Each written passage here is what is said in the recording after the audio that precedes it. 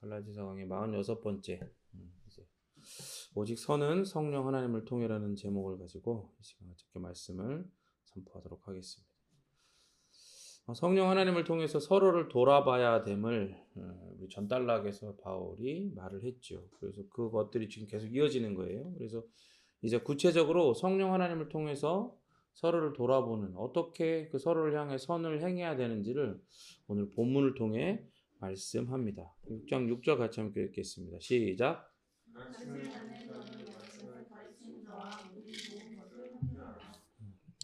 바울은 전달락을 통해서 성령 하나님과의 연합 안에 있는 삶이 기본적으로 그 지체를 향한, 공동체 안에 있는 지체, 믿음의 가족을 향한 관심과 그리고 그런 시선으로 가득한 삶이라고 이야기를 했어요. 여러분이 그런 삶을 살고 있나요? 네? 그런 삶을 살고 있어요? 여러분의 시선에 내가 먹고 마실 거, 내가 누려야 할 거, 내가 추구해야 할 거, 그런 게 여러분의 마음과 시선에 가득합니까? 아니면 우리 지체들이 필요가 무엇인지를 살핀 그런 시선과 마음으로 가득합니까? 그러니까 성령 하나님과의 연합 안에 있는 삶은 지체들의 필요를 살피는 마음과 시선이 가득한 삶이에요. 그래서 이런 성령 하나님과의 연합 속에 있는 삶이 구체적으로 드러나는 게 바로 재정에 대한 부분입니다. 물질에 대한 부분. 바울이 가장 먼저 복음에 대해서, 말씀에 대해서 가르침을 받는 자들이 자신의 선생을 재정적으로 지원해야 할 의무가 있다고 이야기를 합니다. 그렇게 함으로써 말씀을 가르치는 자가 이 시간과 힘을 말씀을 가르치기 위해서 연구하고 준비하고 기도하는 일에 온전히 쏟을 수 있게 하기 위해서, 그래서 이제 그렇게 재정적으로 지원을 해야 된다라고 이야기를 하죠. 여기 말씀에는 뭐라고 그랬어요? 모든 좋은 것이라고 그랬죠. 그래서 그 좋은 것이라는 건 일상에 필요한 소유를 가리키는 거예요. 일상에 필요한 소유들. 그래서 말씀을 가르치는 자의 가르침에서 유익을 얻는 사람은 이 명령에 순종해야 됩니다. 뭐라고요? 말씀을 가르치는 자의 가르침에서 유익을 얻는 사람은 이 명령에 순종해야 돼요. 여기서 함께 하라고 했잖아요. 그죠? 모든 좋은 것을 어떻게 하라고요? 함께 하라. 함께 하라라고 하는 것은 너그러운 마음으로, 그죠? 관용하는 마음으로 그렇게 돕는 것을 이야기해요. 디모데전서 5장 17절 18절 읽겠습니다. 시작.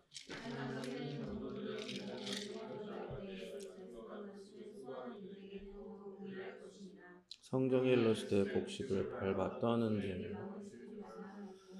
또 일꾼이 그 삭슬 받는 것은 마땅하다 하느니라.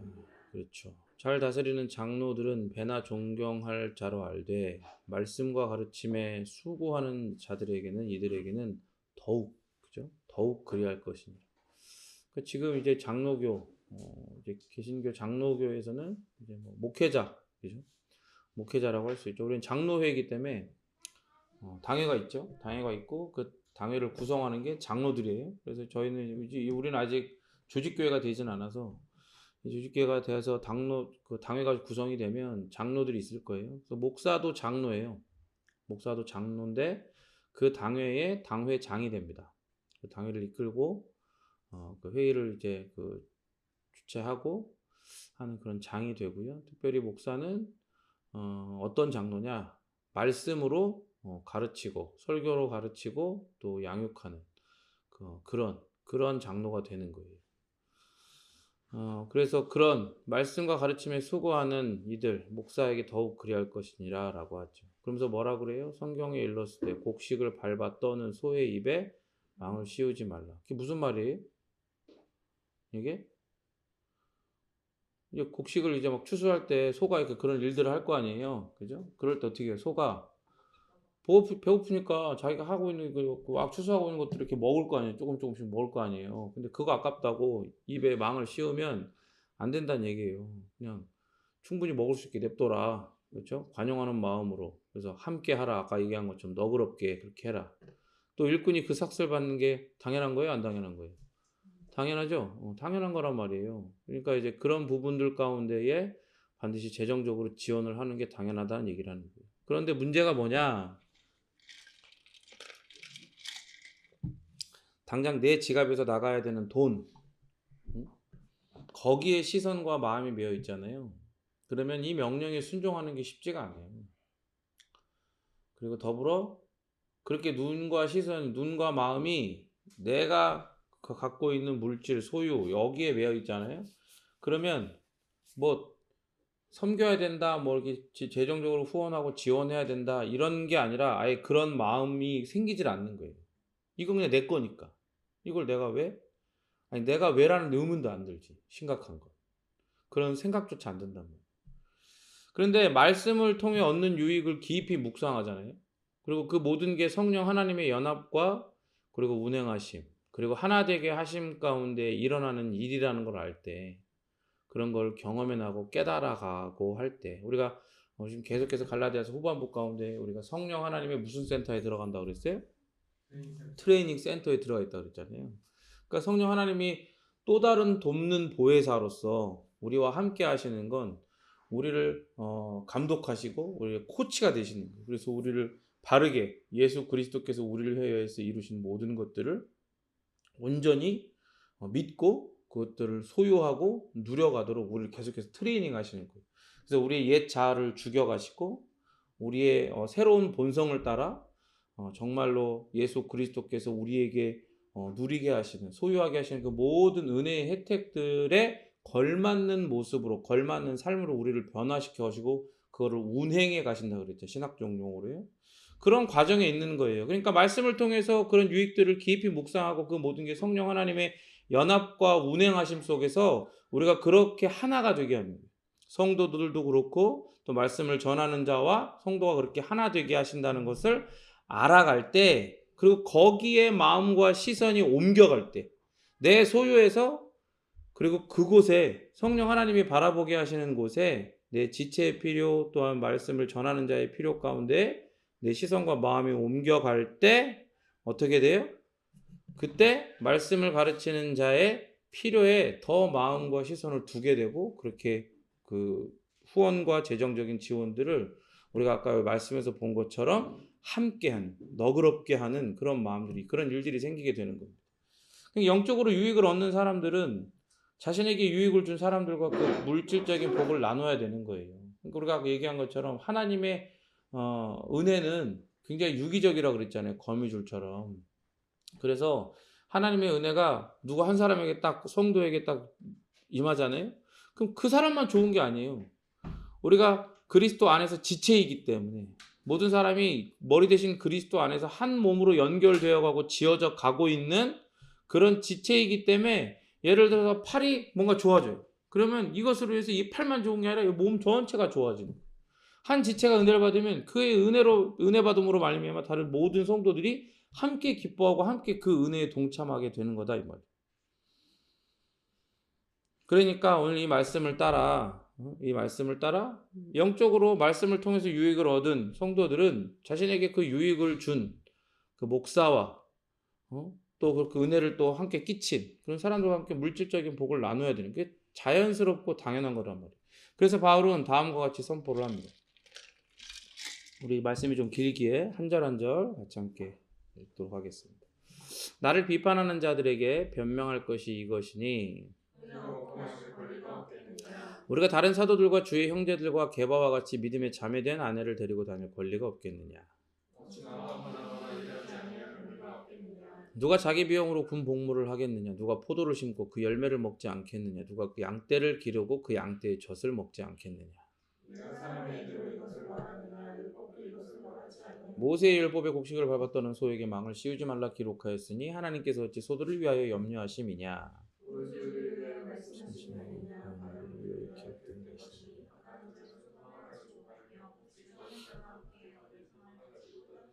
우리가 너희에게 신령한 것을 뿌렸은즉 너희의 육적인 것을 거두기로 과하다 하겠느냐. 다른 이들도 너희에게 이런 권리를 가졌거든 하물며 우리일까고. 그러나 우리가 이 권리를 쓰지 아니하고 범사에 참는 것은 그리스도의 복음에 아무 장애가 없게 하려 합니다. 성전의 일을 하는 이들은 성전에서 나는 것을 먹으며 제단에서 섬기는 이들은 제단과 함께 나누는 것을 너희가 알지 못하느냐. 이와 같이 주께서도 복음 전하는 자들이 복음으로 말미암아 살리라 명하셨느니라. 아멘. 이렇게 바울은 자신의 서신 여러 곳에서, 여기만 나온 게 아니에요. 굉장히 많이 나와 있어요. 그 지면이 짧기 때문에 다 실제 못했지만 여러 곳에서 말씀을 가르치는 자를 물질로 섬기는 것을 강조합니다. 심지어. 그러니까 지나가는 말로 하는 게 아니라 굉장히 많은 부분들을 할애해서 강조하고 그것을 이야기를 하죠. 왜 그럴까요? 왜 그걸 강조할까요? 그 지역에 있는 그 성도들에게 보내면서 왜 그것들을 또 디모데한테도 그걸 보내고 또 갈라디아서 여기도 나오지만 또 고린도 교회에 있는 그 지역에 있는 성도들에게도 이 서신을 보내서 왜 말씀을 전하는 자를 물질로 섬기는 일 가운데 그런 것을 강조할까요? 그건 그들이 그렇게 안 하고 있기 때문에 그런 거예요. 희한하죠? 그렇게 안 하니까 그런 거예요. 왜요? 우리의 옛 본성은 따라합니다. 따고 배짱. 따고 배짱이 따고 배짱. 어렸을 때 그런 거 해봤어요? 남자애들은 이제 많이 하는데 구슬치기, 딱지치기 이런 거 하잖아요. 그러면 이런 거야. 예를 들어 딱지를 쳤어. 한 5개씩 갖고 와서 딱지를 쳐. 다 잃었네? 근데 걔가 갈라 그래. 그 어떻게 붙잡아요? 너 잠깐 기다려. 그래서 종이를 그 앞에서 막 접어 막. 너 기다려. 아니 나 싫은데? 나 다 따는데 갈 건데? 그리고 이제 걔는 동네에서 이제 치사한 따고 배짱이 되는 거야. 다음부터 걔랑 안 놀아줘 그러면. 기다려라 그러면 기다려줘야 되는 거야. 아무리 그게 유치해도 기다려줘야 돼. 우리 옛 본성이 그래요. 말씀을 듣고 유익을 얻었어요. 근데 막상 우리의 지갑을 열어 그렇게 말씀을 전하는 자를 섬기는 일 가운데는 마음이 안 가는 거예요. 시선이 안 가는 거예요. 우리 아까 보았던 것들. 그러니까 성경을 배우고서 영적 지도자의 수고를 당연한 것으로 여긴단 말이에요. 따고 배짱인 거예요. 그걸 당연한 것으로 여기. 그래서 영적 지도자의 재정적이고 물질적인 필요를 무시해버리기 쉬워요. 고린도서 9장 14절 뭐라 그래요? 이와 같이 주께서도 복음 전하는 자들이 복음으로 말미암아 살리라 명하셨느니라 라고 얘기하죠. 근데 아까 얘기했죠. 하나님이 주신 말씀의 유익을 따라 그 마음의 시선과 그 마음이 자기의 물질, 자기의 소유가 아니라 하나님이 주신 영적인 유익을 따라 어디로 흘러가야 돼요? 어디로? 지체들의 필요로, 특별히 말씀을 전하는 자의 필요에 그 시선과 마음이 가야 된단 말이에요. 그 자기의 소유에 고착되어 있던 것들이 떨어져 나가고 그쪽으로 옮겨져야 된단 말이에요. 그런데 그게 안 된 상태에서 이 말씀을 읽으면 어떻게 읽혀요? 주께서도 복음 전하는 자들이 복음으로 말미암아 살리라 명하셨어요. 목사님, 뭘 그렇게 가지려고 그래요? 뭘 그렇게 좋은 걸 먹으려고 그래요? 메뚜기랑 석청만 아니어도 감사한 거지. 복음으로 말미암아 살리라 그랬었잖아요. 복음으로 사는 거 아니에요? 우리 수정이가 또 저번에 인형을 만들어가지고 목사님 인형 이러면서 목사님 인형이 가방을 갖고 있는데 가방 안에 십자가가 있더라고. 그 목사님은 십자가 인형, 목사님 십자가 붙들고 살아요. 이렇게 하는 거야. 그런 거야. 근데 여러분 보세요. 말씀은 항상 뭐라 그랬어요? 전체적인 문맥에서 읽어야 되죠. 다 필요 없어. 바로 윗절만 봐도 성전의 일을 하는 이들은 성전에서 나는 것을 먹고 제단에서 섬기는 이들은 제단과 함께 나누는 것을 너희가 알지 못하느냐. 그죠? 그러니까 주께서도 복음 전하는 자들이 복음으로 말미암아 살리라 명하셨다라고 이야기하는 건 뭐예요? 복음을 전하고 그 복음을 듣고 유익을 얻은 영적 유익을 얻은 자들이 어떻게 해야 된다는 거예요? 자기의 소유를 함께 나눠서 그 재정적 필요를 채워야 된다는 얘기를 하는 거예요. 그렇게 해석이 당연히 돼야 되죠. 그러니까 여러분들은 이거예요. 스승을 돌봐야 돼요. 말씀을 따라 여러분의 영적 스승을 돌봐야 됩니다. 원망하거나 혹은 억지로가 아니라 아까 얘기한 것처럼 좋은 것을 함께하라. 무슨 마음이라고 그랬어요? 너그러운 마음, 관용하는 마음. 여러분 보기에 제가 완벽한 게 있겠어요? 다른 어떤 목사님들과 비교한다는 건 좀 그렇지만 비교했을 때 부족한 게 너무나 많겠죠. 여러분들의 마음에 탁 시원하게 여러분 마음이 시원하게 딱 하고 여러분 마음에 딱 드는 게 없겠죠. 당연히 있겠나? 표정 봐라. 봐라. 없겠지만 그렇지만 어떤 마음이요? 관용하는 마음. 그것을 품는 마음. 왜요? 여기에 나를 세운 이는 내 스스로 세운 것이 아니라 하나님이 나를 세우셨고 하나님이 우리를 만나게 하셨기 때문에. 그러니까 그런 마음들로 좋은 것을 함께하는 마음들로 그 필요를 채우고 해야 되는 거예요. 영적 지도자가 하는 모든 일에 대해서 공경하는 마음과 감사를 그렇게 표현을 해야 되는 거예요. 6장 7절 읽겠습니다. 시작.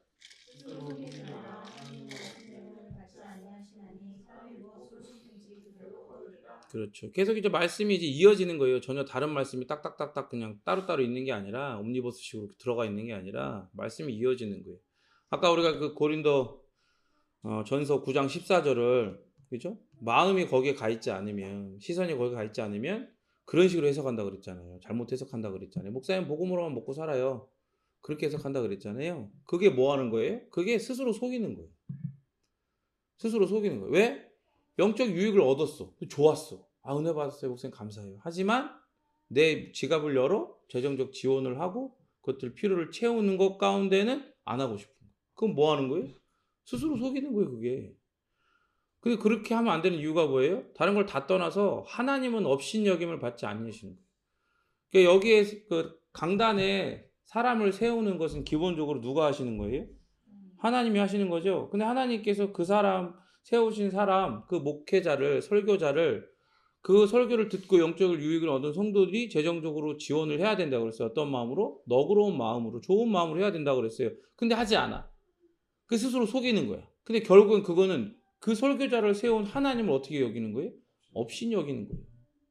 사람이 무엇으로 심든지 그대로 거두리라 라고 얘기하는 거예요. 그래서 바울이요, 속이는 거, 이런 속이는 것과 관련된, 그 속인다고 하는 주제랑 관련돼서 바울이 말할 때는 항상 종말론적인 경고를 해요. 종말론적인. 그러니까 이런 종말론적인 경고를 하는 건 이게 그냥 가볍게 그냥 듣고 무시해도 되는 그런 권면의 수준이 아닌 거예요. 그러니까 이게 제가 얘기했죠. 권고라고. 권면하는 동시에 경고인 거야. 그렇기 때문에 무시하거나 가볍게 받아들여서 안 돼요. 하나님은 일반 계시를 통해서 사람이 뿌린 대로 거두게 된다는 원리를 세상에 가르쳐 주셨어요. 그러니까 어느 나라, 어느 문화에도 다 그런 얘기 있죠. 권선징악 이런 거 있잖아. 사람이 뿌린 대로 거둔다는 거. 본문에 심는 거, 거두는 거 이런 게 모두 다 베풀 때 너그러움을 가지고 베풀어야 됨을 가리키는 단어예요. 원어가. 그냥 뭐 심고 거두고 이런 게 다 너그러움을 가지고 그렇게 심어야지 그런 하나님께서 너그럽게 여겨주셔서 너희들한테 좋은 것들로 베푸신다. 이런 단어란 말이에요. 그렇게 적게 심는 자는 적게 거두고 많이 심는 자는 많이 거두게 되는 거예요. 이게 세상을 살아가는 중에도 그리고 바울이 이야기하는 것처럼 마지막 심판 때에도 경험하게 되는 원리다 이 말이에요. 그럼에도 여러분 한 가지 놓치면 안 되는 게 갈라디아서 전체를 통해 말한 바와 같이 선행 있잖아요. 선을 행하는 거, 행위, 너그러운 베품 이런 건 영생의 궁극적인 근거가 될 수 있어요, 없어요? 없어요. 그거는 그렇게 하고 영생을 얻는 게 아니야. 구원을 얻는 게 아니야. 그런데 보세요. 구원은 오직 은혜로 말미암아 주어지는 선물이잖아요. 여러분 믿으십니까? 오직 그게 맞다고 믿어요? 여기 흔들림이 없죠? 맞아요. 그런데 왜 하나님은 본문에서 이런 요구를 하실까? 그 말씀을 준비하면서 나도 되게 마음이 안 좋아. 마음이 어렵더라고. 왜냐면 이걸 자꾸 이거 말을 하는 게 나한테 재정을 지원해라고 그렇게 뭐 들릴까봐. 혹여나 이걸 듣고 시험 들까봐 나는 하고 있는데 혹은 나는 내가 안 했나 뭐 개인 시험 들고 여러 가지 생각들 들까봐 하면서도 또 이런 것도 내 스타일이 또 아닌데 뭐 이러면서 되게 고민을 많이 했지만 어쨌든 하나님이 이걸 말씀하게 하시니까 해야지 어쩔 수 없잖아요. 그럼 보세요. 하나님은 왜 자꾸 설교자인 나도 지금 민망하고 그리고 하나님 갈라디아서 전체를 이야기하셨던 오직 구원은 믿음으로 은혜로만 얻는 거다라고 하는 이야기와 좀 약간 부딪히는 것 같은 이런 얘기를 갑자기 이 말미에 이제 갈라디아서는 한 번 남았어요. 딱 다음 주면 끝이거든요. 근데 왜 말미에 이런 얘기를 하실까? 보세요. 하나님은요 우리가 지불할 수 없는 대가, 우리를 구원하기 위한 대가를요 우리가 지불할 수 없기에 예수님을 통해 다 지불하셨어요. 믿으십니까? 심지어 이 모든 은혜의 혜택들 정말 모든 거 지금을 넘어서 이 마지막 날까지에 대한 보증으로 성령 하나님까지 우리에게 또 다른 보혜사로 보내셨어요. 그죠? 그럼 뭐 다 하신 거잖아. 뭐 여기서 뭘 더해? 하나님이 당신 자신을 내어주시는데, 그죠? 당신의 자녀 아들을 내어주시고 독생하신 아들을 내어주시고 당신의 영을 우리를 위해 내어주셨잖아요. 다 하셨어요. 그렇게 성부 하나님께서 창세전에 계획하시고 주관하시고 예수님께서 그것을 다 이루시고 성령 하나님께서 그것을 우리에게 전달하시고 우리가 계속해서 우리가 보았던 것처럼 우리를 훈련하여 주시는 이 모든 은혜를 입은 자라면, 그죠? 이것을 믿음으로 말미암아 이 모든 은혜를 입은 자라면 이러한 하나님의 요구 있잖아요. 재정적인 지원으로 내가 세운 자들을 말씀을 위해 세운 자들을 재정적으로 관용함으로 너그럽게 지원해라. 모든 좋은 것을 함께 해라. 라고 하는 이 요구를 지극히 정당한 요구이자 합당한 명령으로 하나님의 그 은혜의 말씀으로 믿고 받아서 자기가 정말로 삼위일체 하나님의 은혜로 이런 순종을 그 설교자를 말씀을 가르치는 자와 모든 좋은 것을 함께하는 그러한 순종을 하나님의 은혜로 드릴 수 있게 되었다는 게 자신의 삶 가운데 드러날 거 아니에요. 그죠? 내가 내 지갑을 열어서 정말 좋은 마음으로 너그러운 마음, 관용하는 마음으로 그것을 지원하고 후원하고 하는 그런 모습들을 통해서 나는 정말 하나님의 은혜로 구원받았고 하나님의 은혜로 계속해서 그러한 하나님이 보시기에 선이라고 하는 일들을 행하고 있구나라는 것도 자신 스스로가 그걸 드러난단 말이에요. 그러니까 바울의 말을 더 주의 깊게 들어보십시오. 6장 8절 읽겠습니다. 시작.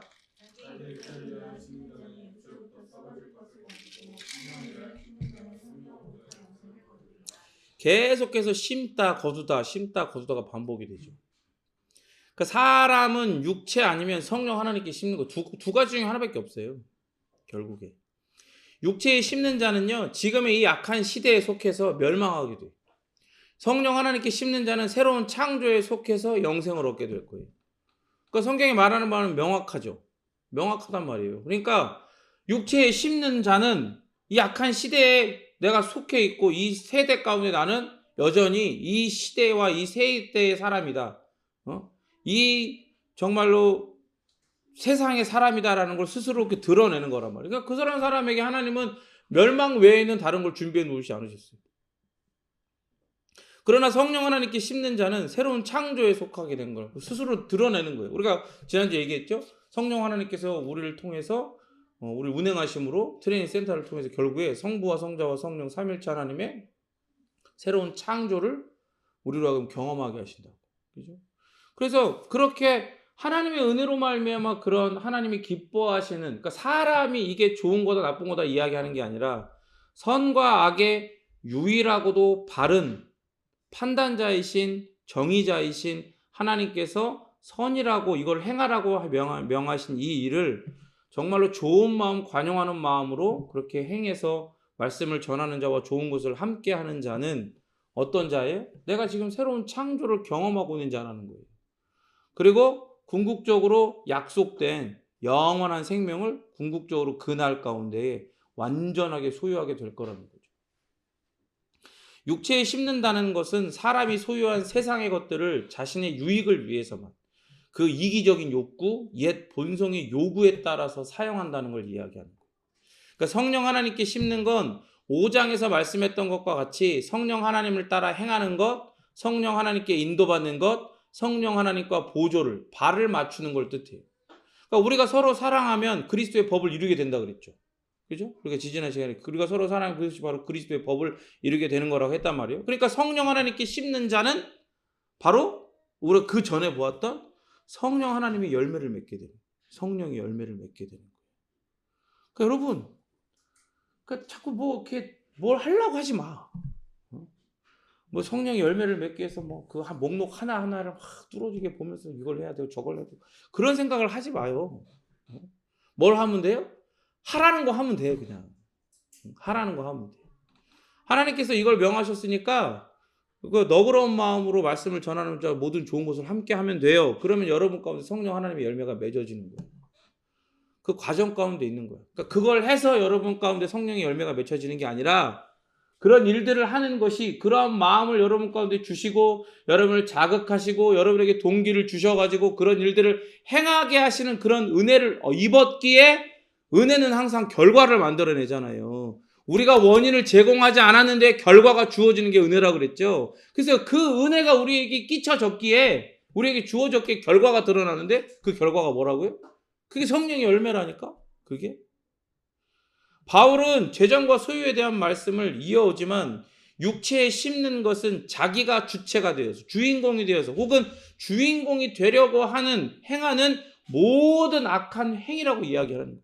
거기에 추가까지 하는 거예요. 그러니까 넓히는 거예요. 이 사람의 시선과 이 사람의 마음이 여전히 자기 욕심, 자기 소유에만 묶여 있다면 이 사람은 그냥 지금 뭐 재정적으로 말씀을 전하는 자를 돕고 안 돕고의 문제뿐만이 아니라 이 사람은 모든 악한 이 사람의 행위가 모두 악하다. 왜? 다 자기가 주인공이 되려고 하는. 여전히 구원과는 거리가 먼 사람이다. 그런 이야기까지 하는 거예요. 그리고 아까 이야기했죠. 거두고 여기서 보면 뭐라고 해요? 거두고 그리고 심는 자는 육체로부터 썩어질 것을 거두고 성령을 위해 심는 자는 성령으로부터 영생을 어떻게 돼요? 거두리라. 이게 다 미래 시제잖아요. 미래 시제. 그러니까 이게 뭘 이야기하는 거예요? 마지막 심판을 가리키는 거예요. 마지막 심판 때 자기 육체를 위해 심었던 자는요. 육체로부터 뭘 어떤 걸 거둬요? 썩어질 걸 거둬. 썩어질 걸.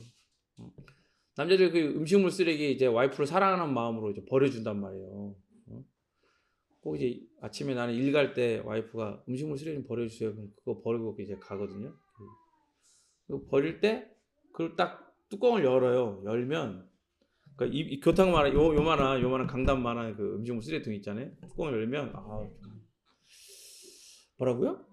민달팽이가 거기 있어? 뭐 희한한데는 거기. 여기는 정말 정말 보고 싶지 않은 그런 되도록이면 보지 않으려고 애를 쓰죠. 정말 다 썩어 막 다 썩은 것들만 다 모아놨는데 그 썩은 것들이 모이니까 더 썩고 있어, 그죠? 막 썩고 막 썩어. 그러니까 이제 그거는 꼭 하루에 한 번씩 갖고 가요. 음식물 그 처리하시는 분들이 오셔서 고맙게도 그걸 하루에 한 번씩 가지고 치워 주신단 말이에요. 근데 보세요. 마지막 심판 때에 뭐라고 있어요? 자기 육체를 위해서 심는 자는 그 육체 가운데 썩어질 걸 거둔다는 거예요. 아니 욕심을 내 가지고 내 거, 내 소유와 내 소비 거기에 모든 마음과 시선을 두고 열심히 하고 뭐 투자하고 막 다 했어. 하나님 이런 마음을 막 주시고 막 계속 말씀을 통해서 계속 격려하시고 권면하시고 경고하시기까지 하고 명령하시고 막 이게 당연한 거다고 내가 너희들한테 행한 일이 어떤 건데 너희들한테 이런 요구를 하는 게 정당하지 않겠냐 이러면서 계속해서 설득해 가시는데도 끝까지 듣지 않고 어떻게 해요? 계속해서 내 거 소비 나한테만 심는 거야. 내 육신을 위해서만 심는 거야. 근데 그때 막상 뚜껑을 열었더니 어때요? 그 음식물 쓰레기처럼 썩어 있는 거야 다. 그거 쓸 수 없는 거라고요. 여기에는 여러분 두 가지 의미가 있어요. 첫 번째, 이 땅에 살면서 열매 맺지 못한다는 거예요. 당장 내가 뭔가를 열심히 해갖고 그것들 다 거뒀죠? 막 내가 소유하고 더 많은 것들을 소비하고 더 많은 것들을 소유했어. 다른 사람들이 막 부러워하고 와 어떻게 그렇게 부자가 되고 뭐가 되고 할 정도로 그렇게 소유했어. 그런데 그게 열매를 맺냐? 못 맺는다는 거예요. 하나님 보시기에 그건 열매가 아니라는 거예요. 그건 뭐예요? 그건 썩은 거야, 썩은 거. 썩은 거. 저번에 일을 하다가 시장을 가는 어떤 시장 옆에 있는 데서 일을 했는데 시장에 망고가 시중에 반값이야. 너무 싼 거예요. 그래갖고 망고를 샀어. 4개를 샀어. 다른 데는 2개 많은데 거기는 3개에 10,000원이었어. 9,900원. 그래갖고 4개를 사가지고 아이들 한 개씩 먹고 2개를 좀 안 익어서 놔두는데 보니까 썩은 거야. 끝에가. 딱 까봤더니 밖에서는 조금 썩었는데 안에서 거의 반 정도 썩었더라고. 근데 아깝잖아요. 그 반을 돌렸고 어떻게 했을까요? 아까운 거 내가 먹어? 아까우니까? 아니 아까운 거 우리 하랑이 줄까? 안 되겠죠? 어떻게 해야 돼요? 버려야 돼. 버리는 거. 아끼다 뭐 되는 거야? 뭐 되는 거야 아끼다가. 결국 버려야 되는 거야. 여러분 자기한테 심는 건요 이 땅의 삶에서 그렇게 잘라갖고 버릴 수밖에 없어. 썩어져 버려. 두 번째 육체로부터 썩어질 것을 거둔다는 것은 어떤 의미가 있어요? 영생을 구원을 받았으나 그 너머의 상급을 받지 못한다는 의미가 있어요. 하나님 앞에 하나님의 은혜로 구원을 받았어. 구원을 받았는데 자기의 옛 습관 가운데에 여전히 거기에 마음과 시선을 더 두고 여전히 자기가 주체가 되어서 하나님이 주체가 돼서 명령하시는 그 모든 일 가운데 온전히 순종하기보다 어떻게 하는 거예요? 그 옛 습관을 따라서 하라고 하니까 하는 척은 하는데 아까 얘기한 것처럼 좋은 것을 함께 하는 게 아니라 너그러운 마음으로 함께 하는 게 아니라 자꾸 다른 마음 혹은 다른 말들을 하며 그런 일들을 하는 척만 하는 거예요. 그럼 나중에 하나님께서 뭐라 그래요? 하나님은 업신여김을 받지 않으신다 그랬죠. 그럼 그 사람은 그 이후에 마지막 날에 상급에 대한 심판을 당할 때 상급을 받을까요? 못 받을까요? 못 받겠죠 당연히. 그렇다고 해서 뭐 이 상급이 지금 우리가 말하는 어떤 이 육신적인 거, 물질적인 거 그런 상급이 아닐 거란 말이에요. 분명히. 나중에 제가 이것들을 깊이 또 연구하고 함께도 나눌 때가 있겠지만 여러분 생각해 보세요. 하나님이 그 거룩하신 당신의 그 임재를 통해서 예수 그리스도를 통하여 당신의 임재를 나타내시고 그리고 그 심판 가운데 상급에 대한 심판 가운데에 잘했다 착하고 충성된 종아라고 하는 그 영원한 선언이 그 사람을 따라다닐 거 아니야. 전 우주적이면서도 그 영원한 하나님 완성된 하나님의 나라 가운데 그 사람을 계속해서 그 칭찬이 따라다닐 거 아니에요. 상급이. 그러면 그런 사람의 이런 사람들한테는 어? 좋은 것을 함께하지 않은 사람들한테는 혹은 그렇게 흉내만 냈던 사람들한테는 그런 칭찬이 따라다니지는 않는 거야. 다 따라다니고 있는데 그 사람한테는 하나님의 영원한 칭찬이 없어. 그러니까 뭐 개털모자, 황금별 이런 거 아니에요. 그런 거랑 달라. 그런 거랑 다른 건데 어쨌든 이런 부분들을 이해를 해야 돼요. 그러니까 성령 하나님께 심는 자는 말씀에서 뭐라 그랬어요? 영생을 거둘 것이라 그랬죠. 그러니까 이 영생은 약속된 종말론적 생명의 상급을 가리키는 거예요. 반대로 썩어질 것은 오는 시대의 삶, 완성될 하나님 나라에서의 삶을 누리지 못할 걸 의미하는 거예요. 그러니까 의인은 행위가 아닌 믿음, 오직 믿음에 근거하지만 선한 일을 행하지 않는 사람은 마지막 유업을 얻지 못해요. 그러니까 믿음으로 말미암아 예수님의 의를 전가받은 자는 성령 하나님과의 그 연합 합숙소, 트레이닝 센터에서 그 은혜의 운행하심 속에서 성령의 열매를 빚어가시는 그 은혜를 맛보며 살아가는 거예요. 우리 가운데 빚어가시면서. 그러니까 은혜의 복음이 사람을 방종하게 한다? 그런 건 있을 수 없는 거예요. 그게 딱 처음 때 은혜의 복음을 딱 들었어. 그래놓고 나는 이제 자유하게 됐으니까 내 마음대로 살아도 돼? 응? 그러니까 나는 됐으니까 나는 구원 받았으니까 이런 거는 뭐 복음을 전하는 자는 복음으로 살아라 그랬으니까 뭐 그렇게 사셔야지 자꾸 뭐 똑같이 뭐 성도 나처럼 뭐 이렇게 집사 장로 뭐 똑같이 이렇게 먹고 살라고 목사님 그러면 안 되죠. 그렇게 하면 돼 안 돼요? 그런 건 없는 거예요. 그런 건 없어. 제가 맨날 얘기하지만 여러분 은혜의 복음은 방종하게 하는 게 아니에요. 자기 멋대로 살아가게 하는 게 아니에요. 제가 맨날 얘기하죠. 지금 교회들이 뭐라 그래요? 이번 주에도 어떤 이제 그 목사님이랑 어떤 이런저런 얘기를 하다가 목사님이 권면을 하시더라고요. 저에게 권면을 해주셔서 정말 감사한 권면이었어요. 그러니까 저는 이제 그 성도들도 마찬가지지만 동기들이나 목회자들에게도 견딜 수가 없는 거야. 그러니까 내가 뭐 신학적으로 뭐 뛰어나가지고 막 논쟁을 하자고 이야기하는 게 아니라 하나님의 그러니까 복음이란 걸 갖고 복음이란 주제를 갖고 이야기하는데 자꾸 거기에 행위가 개입이 돼 있고 뭔가를 해서 하나님 앞에 은혜가 아닌 내가 뭔가를 해서 그 보상받는 거 그런 거를 마치 은혜라고 얘기하고 복음이라고 얘기하는 거에 대해서는 우선은 그 사람과 그리고 그 사람이 가르치게 될 그래서 그 사람한테 잘못 배우게 될 사람들이 불쌍하고 두 번째로는 그 사람의 그런 주장과 이야기들을 통해 하나님의 이름이 업신여기게 되는 게 너무 화가 나가지고 견딜 수가 없어서 저는 자주 얘기하지만 저는 원래 그런 사람이 아니에요. 저는 성격이 모나거나 막 사람들 들이받고 막 그렇게 싸우고 방골 같은 기질이 있는 사람이 아니거든요. 근데 그런 걸 직설적으로 이야기를 한단 말이에요. 근데 이제 이분이 얘기를 해주는 거예요. 너 그런 열정도 좋고 다 좋은데 네가 그렇게 하면 사람들이 그걸 듣고 거기도 인정을 하고 하겠냐. 그러니까 그렇게 하지 말아라. 그런 얘기를 하더라고요. 그래서 당신 얘기를 하는 게 나도 이제 그런 부분들 가운데 어느 정도는 이해는 하지만 나도 그렇게 복음을 모르는 게 아니고 다른 사람들 자기도 복음을 모른다고 생각하지 않을 거다. 중요한 건 삶 아니겠냐? 중요한 건 삶이 아니겠냐? 그 삶으로 그걸 살아내야지 그런 얘기를 하더라고. 그래서 더 이상 얘기하고 싶지 않아서 거기에 대해서 이제 이야기를 하지 않았어. 내 거에 대해서만 변호를 하고 내가 왜 그렇게 하게 되는지에 대해서만 이야기를 하고 더 이상 신학적인 어떤 그런 이야기를 왜냐하면 전제가 다르기 때문에 그 이야기를 하지 않았지만 분명히 이야기합니다. 여러분 제가 매번 얘기하지만 여러분 삶은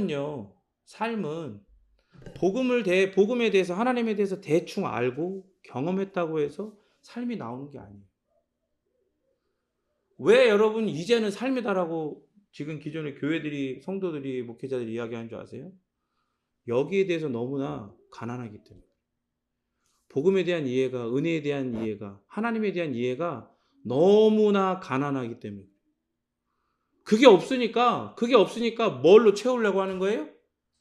행위로 채우려고 하는 거예요. 왜? 이게 없으니까 여기에서 나오는 은혜로 말미암아 삶을 살아가게 되어지는 건데 그러한 삶이 여기서부터 뿜어져 나오게 되는 건데 뭔가 뿜어져 나올 게 없어요. 그러니까 삶이 너무나 빈약하게 드러나잖아.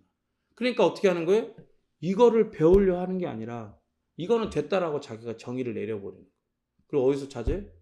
이걸 자기가 삶을 행위를 자기가 어떻게든 그럴싸하게 꾸며 보려고 하는 거예요.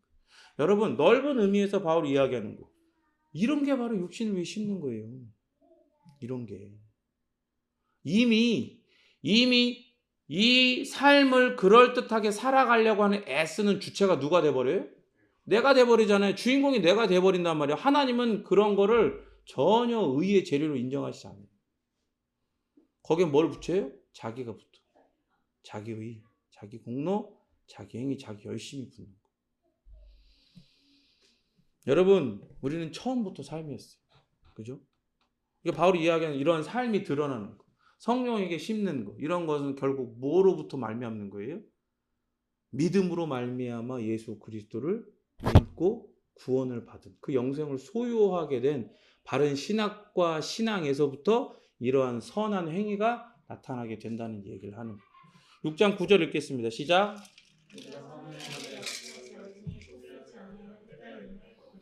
왜 선을 행하되 낙심하지 말라고 할까요? 왜 그럴까요? 그건 그만큼 이 세상, 이 시대, 이 세대가 우리에게, 그러니까 하나님의 은혜로 선을 행하게 된 우리, 선을 행하는 우리를 낙심하게 만들기 때문에.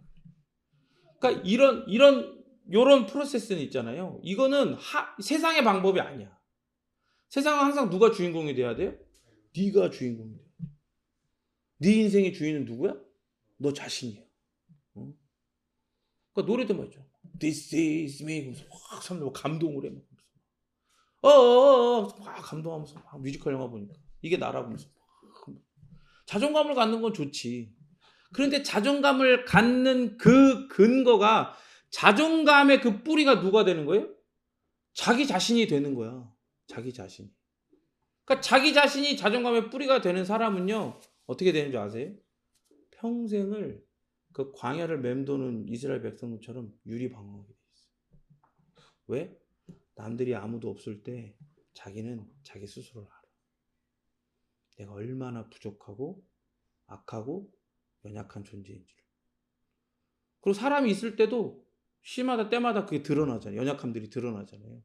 그런데 자꾸 나라는 거야. 네가 주인공이라는 거야. 맞아, 내가 주인공이지. 그럼 자꾸 자존감에 그 근거를 자기에서 찾으니까 이 삶과 이 현실과 이 생각이 괴리가 오는 거예요. 안 맞는 거야. 합치가 안 되는 거야.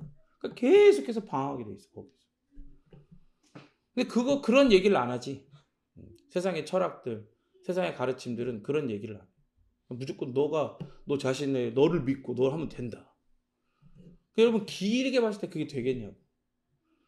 어떤 짧은 순간에 어떤 어려움들이 왔을 때 자기 자신이 날 믿고 나는 이것들 해야 돼 라고 딱 했을 때 신념을 가지고 해서 그 어려운 고난을 넘었어. 어떤 것들을 해냈어. 그럴 수 있지. 해낼 수 있어. 그런데 그게 계속해서 더 큰 해일이 오고 해일이 올 때 그걸 뛰어넘을 수가 있냐고. 못 넘는 거예요. 그렇기 때문에 이런 은혜의 프로세스를 가진 우리를 이 세상은요 이상하게 여겨요. 그래서 자꾸 니네 틀렸다고. 그래서 자꾸 우리를 낙심하게 한단 말이에요. 우리가 행하는 선에 이 세상은요 관심이 없어요. 야, 무슨 목회자는 목회자 알아서 하라 그래. 오늘 말씀에 비추면 야 목회자는 목사 알아서 먹고 살라 그래. 돈도 많더만 목회자 보니까 하는 거 보니까 야 다 뒤로 다 삥땅 치고 막 뭔가 어떻게 하고 다 하던데 그냥 말씀만 듣고 잘해 그냥 해 이렇게 한단 말이에요. 당연히 그러한 선행을 가능하게 한 은혜와 또 그 은혜의 주체이신 삼일체 하나님께는 더더욱 관심이 없죠. 아니 소극적으로는 관심이 없고 더 적극적으로는 어떻게 해요? 적대적이에요. 대적해. 그런 걸 우리는 경험하게 되는 거예요. 하지만 바울은 그런 우리를 위해서 뭐라고 해요? 낙심하지 말라. 왜? 마지막 날에 영원한 상급을 영원한 하나님에게서 얻게 될 것이기 때문에. 그러나 우리를 낙심하게 했던 그들은 야 니네는 틀렸어 우리가 맞아 라고 이야기했던 그 모든 다수들은 어때요? 마지막 날에 쓰레기통 뚜껑 여는 거야. 음식물 쓰레기통 뚜껑 여는 것처럼 그들이 쌓아놨던 모든 썩어 없어질 것들을 발견하게 될 거예요. 그래서 바울은 다른 서신에서도 낙담하지 말라라고 여러 차례 권면을 합니다. 그래서 하나님은 지금 우리에게도 말씀하세요. 선을 행하다 마음이 약해지지 말아라. 이 모든 것에 대한 판단과 상급은 지금 여기가 아니다.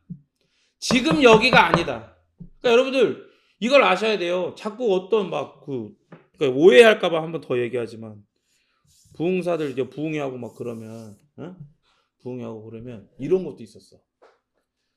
어떤 예전에 저 청년들 있을 때 부흥회 왔는데 사람들 막 이렇게 막 울리고 웃기고 막 다 하고 막 여러분들 이제 여러분들이 하나님의 은혜에 대해서 그 은혜의 빚을 갚아되지 않겠냐 하면서 막 이렇게 막 동기를 막 부여놓고 목사님 담임 목사님 차 제가 봤습니다. 저게 지금 목사님이 타고 다니는 차입니까? 10년이 넘은 저 차? 목사님 차 자, 새로 후원할 사람 손 드세요. 딱 믿음으로 할 사람 손 들으라는 거야. 막 얼마 하겠습니다. 얼마 막 울면서 막 이렇게 헌신을 해. 그리고 차를 바꿨다. 좋은 걸 목사님 좋은 걸로 바꾸라 그러는데 그때 이제 대치동에 살았으니까 교회가 대치동에 있으니까 목사님 좋은 걸로 바꾸라 그러는데 목사님도 되게 선하셔. 근데 그 담임 목사님이 선하셨어. 그래서 신방 가고 그래야 되니까 카니발 11인승 그 당시 카니발 11인승으로 이제 바꾸셨어. 근데 막 그렇게 하는 거야. 근데 여러분 그런 거는 그렇게 하는 게 아니야. 그렇게 하는 게 아니야. 제가 보세요. 상급은 내가 뭔가를 했다고 해서 하나님이 주시는 게 아니야. 그런 게 아니야. 그 모든 상급을 하나님 보실 때 이 상급의 근원이 근거가 누구여야 돼? 내가 근원이 되고 근거가 되면 안 돼. 뭐가 돼야 돼? 은혜가 돼야 돼. 하나님의 은혜여야 된단 말이야. 거기서부터 이 모든 게 나와야 되는 거야. 내가 뭔가를 하고 내가 뭔가를 했다. 그래서 그걸 했다. 그럼 그걸 하나님은 상급의 재료로 여기지 않으셔. 하나님은 그걸 선이라 여기지 않으셔요. 그럼 선행이 되는 게 아니야, 그거는. 그건 선행이 되는 게 아니라고. 그러니까 그런 일들을 할 때는, 그런 헌신들을 할 때는, 그런 재정적 지원들을 할 때는 어떻게 해야 돼요? 조용히 해야 돼. 그렇게 사람들 앞에 막 이렇게 막 동기부여하고 막 시끄러하게 막 사람들 보는 앞에서 하게 하고 혹은 또 그렇게 하고 그거는 돼야 안 돼요? 안 되는 거예요. 나도 이런 걸 모를 때는 사람들의 마음을 막 이렇게 동기부여를 했어. 그래가지고 우리 막 찬양팀 막 악기를 다 사야 된다. 그래서 한 2천만 원 모아야 되는데 내가 딱 아이디어를 냈지. 나무를 이렇게 크게 뭐 만들어가지고 거기다가 이렇게 멋있게 나무들을 여러 개 만들어놨어요. 나무를 만들고 나무 열매들이 있을 거 아니에요. 그걸 자기들이 적는 거야. 근데 그 나무에 이미 돈이 적혀 있어. 50만 원, 100만 원, 10만 원, 5만 원 이렇게 적혀 있어. 가서 자기가 적는 거야. 그럼 적은 사람들은 나 100만 원 했다. 딱 보면서 뿌듯하고 그럴 거 아니에요. 그래서 동기부여 뭐 하는 거예요? 하나님은 주시는 거에 배로 더 좋은 걸로 갚으신다. 그렇게 하는 게 아니라고. 그거는 악행을 하게 하는 거고 그 일을 하는 건 악을 행하는 거예요. 그러면 안 돼. 조용히 해야 돼. 왜요? 모든 선한 일은 하나님 예수님 말씀하셨죠. 이게 한 걸 얘가 모르게 하라고 그랬죠. 이렇게 대놓고 드러내놓고 하는 게 아니고. 그래서 이렇게 뭔가를 했어요. 뭔가를 했는데 이 땅 가운데서 하나님이 복을 주실 때 있어요. 이해가 돼요? 이 땅 가운데 내가 이렇게 심었는데 뭐 놀라운 것들을 거기에 대해서 또 하나님 채워주실 때가 있어. 그럴 수 있어요. 그런데 우리가 정말 바라야 될 건, 우리가 뭔가를 하고 기대해야 될 건 뭐예요? 하나님께 정말 은혜로 말미암아 어떤 선을 행했어요. 오늘 이 말씀에 비추면 목회자를 재정적으로 지원을 했어요. 그러고 나서 정말 바라야 될 게 있어요. 그러니까 뭔가 해놓고 해서 나 안 바래. 난 쿨하니까. 난 은혜 받으니까 그걸로 됐어. 이것도 성경적인 게 아니야. 뭔가를 바라야 돼. 그런데 그 바라는 게 어디에서? 여기에서가 아니라는 거죠. 그리고 지금 이 생에서의 삶이 아니라는 거야. 물론 하나님이 주실 때도 있어요. 그런데 그럴 때는 어떻게 반응해야 돼요? So what? 그래서 뭐? 그냥 그걸로 그냥 감사하면 돼. 그냥 감사합니다. 하나님 잘 쓰겠습니다. 고맙습니다. 그러고 나서 동일한 마음으로 계속해서 목회자나 또 다른 지체들의 필요를 보고 그걸 또 받은 걸 또 하나님 계속 나누면 돼. 계속해서 흘려보내는 거. 나는 따라합니다. 통로로서의 역할을 감당하면 되는 거예요. 응? 여러분 배수로가 물이 많이 비가 오거나 그럴 때 물이 잘 빠지게 하는 통로가 돼야 되잖아요. 근데 배수로가 어떻게 돼요? 낙엽이나 뭐 쓰레기 같은 게 딱 쌓이면 어떻게 돼요? 막히죠. 그럼 그 배수로 하나 막혔다고 그 도로 일대 도로가 다 잠겨버려요. 그렇게 되는 거예요. 우리는 하나님이 베푸시는 그런 모든 은혜의 통로들인 거예요. 서로가 서로의 통로인 거예요. 그런 통로의 일들을 잘 감당하면 돼요. 그래서 내가 뭔가를 했어요. 은혜로 말미암아 선을 행했어. 근데 하나님이 이 땅에서부터 뭔가를 채우실 때가 있어요. 주실 때가 있어요. 실제로도 그리하고. 근데 그럴 때 어떻게 해야 돼요? 그걸 찌꺼기 같은 마음으로 통로가 아니라 내가 막혀버린 배수로가 되면 그건 썩는 거야. 그건. 그 우리 처음에 봤던 것처럼 5장 처음에 이제 6장 전에 5장에 봤던 것처럼 그럼 지체가 그거는 병이 드는 거예요. 지체가 범죄하는 거예요. 진짜 우리가 바라야 될 건 뭐예요? 그렇게 은혜로 말미암아 선을 행하고 나서 우리가 간절히 바라야 될 건, 기대해야 될 건 그날 그 시 예수님이 이 땅에 심판주로 오셔서 상급의 심판을 하실 때 잘했다, 착하고 충성된 종아, 그 칭찬 듣는 거. 그리고 완전하게 그게 무엇인지는 다 모를지라도 하나님이 약속하셨기에 반드시 주실 거라는 그 영원한 상급을 기대해야 될 거란 말이에요. 그걸 기대하는 마음이 있어야 되는 거예요. 그걸 기대하는 거예요. 그래서 바울은 계속해서 물질적으로 다른 이들의 필요를 채우는 것에 초점을 맞춰서 선을 행하는 것에 대해서 말을 해요. 그렇게 물질적 필요를 공급하고 선을 행하는 것은 그거야말로 성령 하나님과 걸음을 함께 맞추어 걷는 일이라고 이야기를 하는 거예요. 갈라디아서 6장 10절 읽겠습니다. 시작.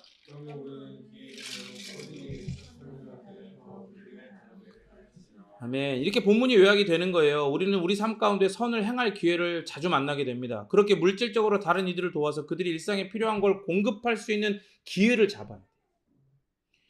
이 기회를 포착할 수 있도록 항상 기도해야 돼요. 이게. 여러분 웃긴 게 뭔지 아세요? 우리 연약하잖아. 우리 예쁜 성이 계속해서 그걸 방해한단 말이야. 그러니까 자꾸 말씀 앞에 붙들어야 돼. 경건의 훈련 가운데 경건의 성벽이 쌓아져서 그 안에서 이 기회를 포착하고 있어야 돼. 그런데 포착은 왜 포착해? 여러분 낚시해 본 적 있어요? 낚시를 하면 얘네가 물론 물고기마다 어종마다 다르지만 이게 막 그거를 바로 확 무는 게 아니라 턱턱 건드려. 턱턱 건드려 자꾸 뜯어 먹어본단 말이야. 이게 걔네도 조심스러운 거지. 근데 그 신호가 올 때가 있어요. 톡톡 하고 리듬이 있단 말이야. 그때 리듬 맞춰갖고 거기에 딱 잡아채야 되는 거야. 포착을 해야 되는 거야. 거기서 가만히 이게 톡톡 챈다 이러고만 가만히 있으면 나중에 어떻게 돼요? 안 채. 그 들어보면 어떻게 돼요? 다 뜯어먹고 없어. 물고기를 못 잡는 거야. 그러니까 마치 선을 행하는 것도 그렇게 계속해서 그러한 기회를 주시는 하나님을 기대하면서 그런 부분들을 포착하기 위해서 민감하게 있어야 돼요. 그래서 물질적으로 다른 이들을 도와서 그들이 일상에 필요한 걸 공급할 수 있는 그 기회를 잡아야 되는 거예요. 근데 그걸 보여주셨어. 그때 딱 포착해갖고 딱 잡지 못하잖아요. 그럼 우리 마음 가운데 자꾸 시선을 우리의 무해본성이 시선을 다시 어디로 끌고 가요? 우리의 소유로 끌고 가는 거야. 우리의 소유로 다른 사람이 돕겠지. 지금 그렇게 해야 된다고? 뭐 좀 지나면 다시 풀리지 않을까? 저 사람도 또 되지 않을까? 자꾸 다른 생각들이 드는 거야. 안 되는 거예요, 그거.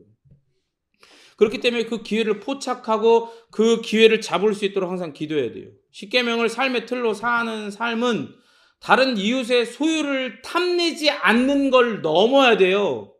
그 탐내지 않는 거 거기서 멈추는 게 아니라 십계명을 삶의 틀로 사는 삶은 다른 이웃의 소유를 탐내는 걸 넘어서 그 이웃의 필요를 민감하게 포착하고 그것을 채우는 그것을 선이라고 하나님은 정의하시는 거예요.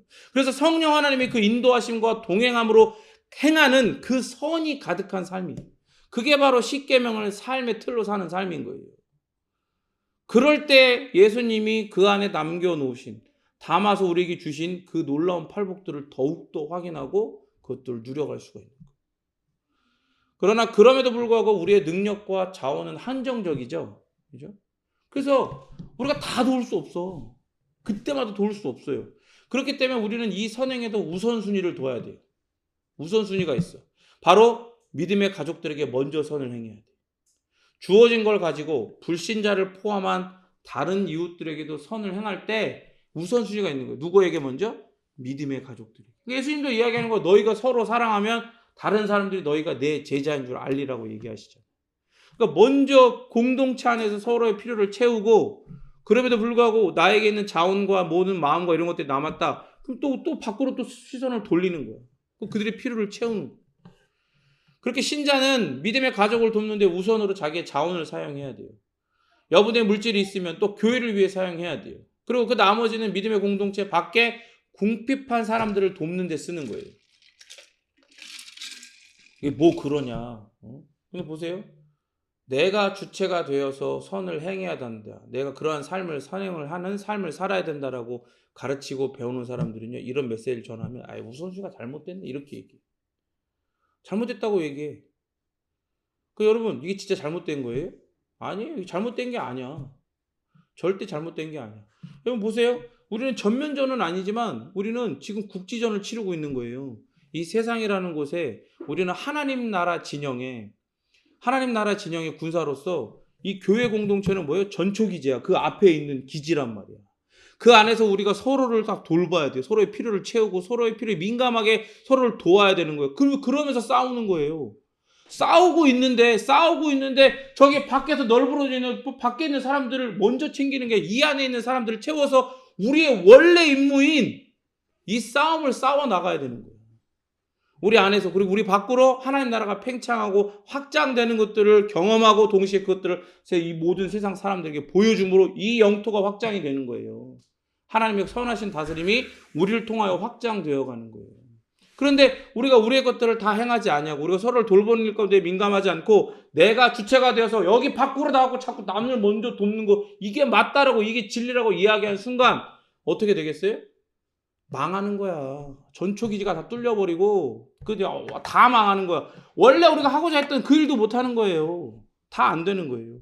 우리가 잘 아는 것처럼 사정이 딱하다고 등대지기가 새로 와갖고 동네 사람들이 기름이 없으니까 이 사람은 기름 주고 저 사람 기름 주고 저 사람 기름 줬어. 어떻게 돼요?